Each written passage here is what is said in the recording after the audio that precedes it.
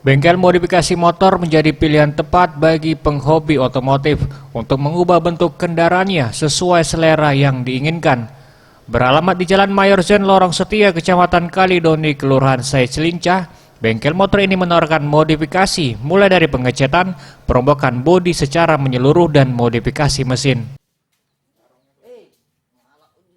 Ijel Custom Builder Motor Palembang mengungkapkan, berawal dari hobi yang suka mengecat bodi motor, ternyata dapat menghasilkan pundi-pundi rupiah.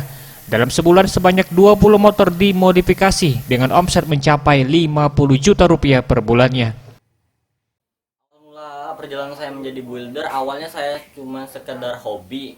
Terus dari hobi saya berusaha dan berinisiatif untuk mencoba membuka usaha kecil-kecilan seperti dari dunia painting, airbrush, dan modifikasi. Dan sampai sekarang sudah berjalan sekitar 5 tahun, alhamdulillah. Sementara itu, Andre Maxpri, pemilik motor modifikasi, mengaku menjadi kepuasan tersendiri memodifikasi motor miliknya karena dapat diikutsertakan di berbagai kejuaraan. Motor miliknya pun sendiri juga pernah menjadi juara kelas modifikasi terbaik.